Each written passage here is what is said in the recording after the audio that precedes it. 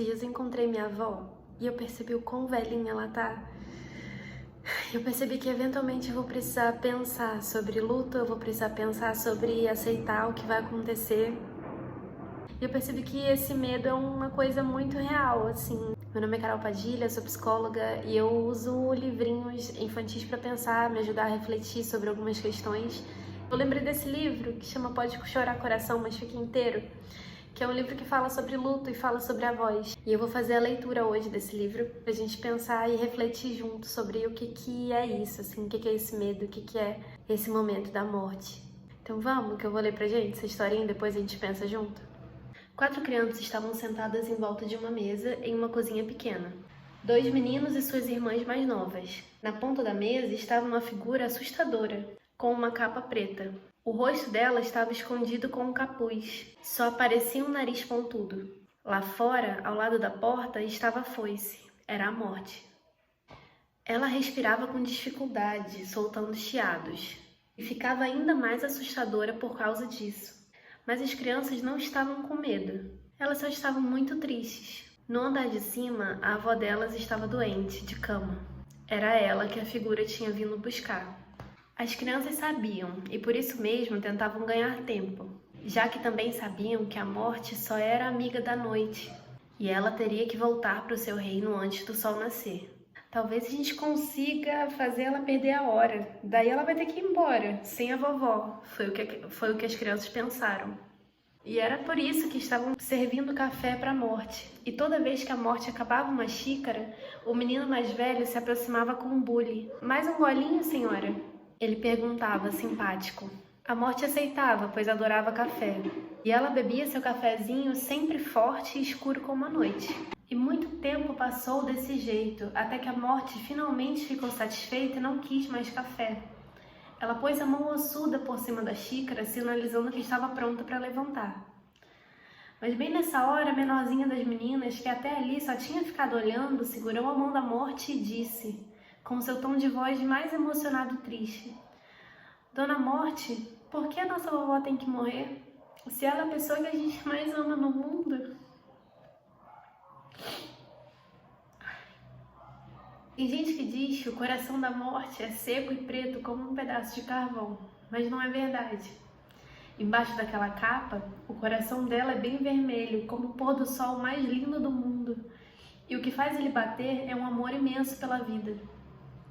A morte ficou ali sentada, olhando para o nada porque também estava triste com aquela situação. E aí contou a seguinte história para as crianças.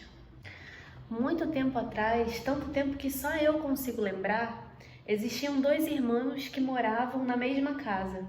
Um se chamava Sofrimento e o outro Desconsolo. E era uma dupla bem sofrida mesmo. Eles eram tristeza em pessoa e arrastavam os pés para lá e para cá todo santo dia. Um mais desanimado que o outro, um mais triste e fechado que o outro. Eles moravam em um vale que o sol nunca iluminava. O vale era cercado por montanhas, mas no alto dessas montanhas moravam 2 irmãs. Uma se chamava Alegria e a outra Risada. E vocês podem acreditar que elas eram o exato oposto dos irmãos. E podem acreditar que cada dia da vida das 2 irmãs era um dia de sol, de felicidade. Era mesmo, mas ainda assim as 2 sentiam que faltava alguma coisa. Elas não sabiam direito o que era. Por causa disso, não conseguiam aproveitar toda a sorte que tinham. Como vocês devem ter adivinhado, nem preciso dizer que um dia as 2 irmãs encontraram os 2 irmãos. O Sofrimento e a Alegria se apaixonaram, e a mesma coisa aconteceu com o Desconsolo e a Risada. Eles logo descobriram que não podiam ficar sem o outro. O casamento duplo foi uma festa bem grande, e logo depois cada casal foi para sua casa. As casas, claro, ficavam no meio do caminho para o topo da montanha. Assim, ninguém ficava muito longe da família. De vez em quando eles desciam para visitar os pais do Sofrimento e do Desconsolo, e outras vezes subiam para ver a mãe e o pai da Alegria e da Risada. Os 4 viveram até ficar bem velhinhos. Quando o Desconsolo morreu, a Risada morreu no mesmo dia. E a mesma coisa aconteceu com a Alegria e o Sofrimento. Foram tão felizes juntos que não conseguiram ficar um sem o outro. A morte, com seus olhos fundos, encarou a menina mais nova e fez uma careta que na verdade era um sorriso acolhedor. É a mesma coisa com a vida e a morte, ela disse. Que valor a gente daria à vida se não existisse a morte? Quem ficaria feliz com o sol se nunca chovesse? E será que alguém ia querer tanto a luz do dia se a noite não viesse? As 4 crianças se olharam angustiadas. Talvez elas não estivessem entendendo a história do mesmo jeito que a morte, mas sabiam que ela estava certa.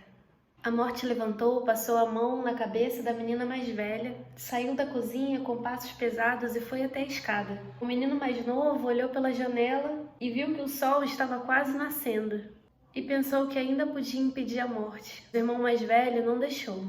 Não, ele disse, a gente não pode interferir nos caminhos da vida. Logo depois, eles ouviram uma janela abrir no andar de cima. E aí a voz da morte lá no quarto da avó. Voe, alma. Quando as crianças subiram até o quarto, a avó estava morta. A janela continuava aberta e as cortinas brancas balançavam com o vento. A morte estava parada ao pé da cama.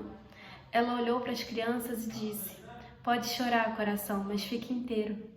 Então desceu a escada e desapareceu. O sofrimento das crianças foi grande, mas elas não esqueceram as palavras da morte, que sempre foram um consolo. E cada vez que abriam a janela, pensavam na avó e deixavam o vento vir fazer carinho em seus rostos, porque assim sentiam que ela ainda estava ali.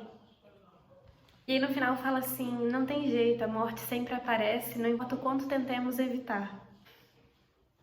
Ai...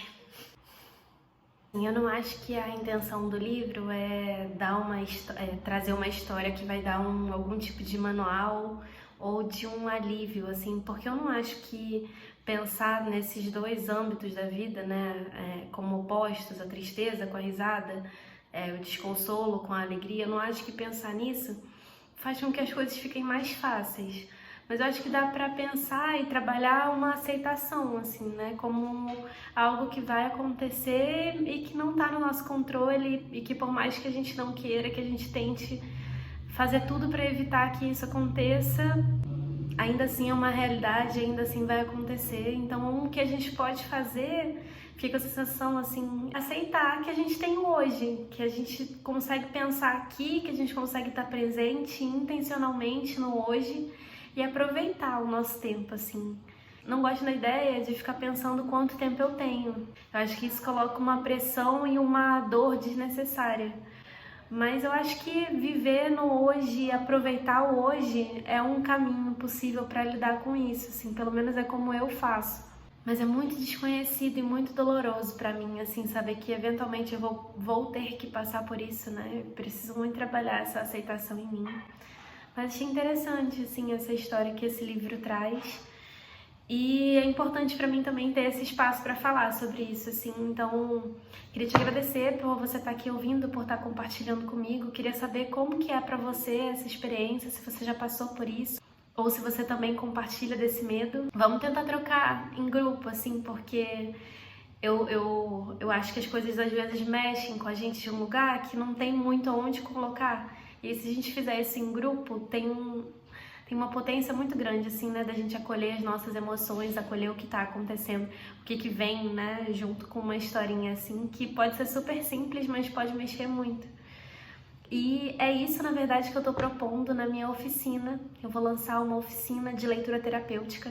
Então, se você tem interesse, me manda uma mensagem que eu vou te explicar já, em breve, o que vai acontecer. Vai ser agora no mês de junho. Então, muito pertinho, e a proposta é que a gente tenha um grupo de acolhimento, onde a gente consiga trocar sobre uma história, expressar as nossas emoções, que a gente esteja junto para ler junto, brincar junto. Fazer uma reflexão, assim, né, de uma forma leve, a partir de uma leitura de uma história. Esse é o meu convite para você. Me conta o que você achou desse livrinho de hoje. Eu tô te esperando pra gente trocar sobre isso.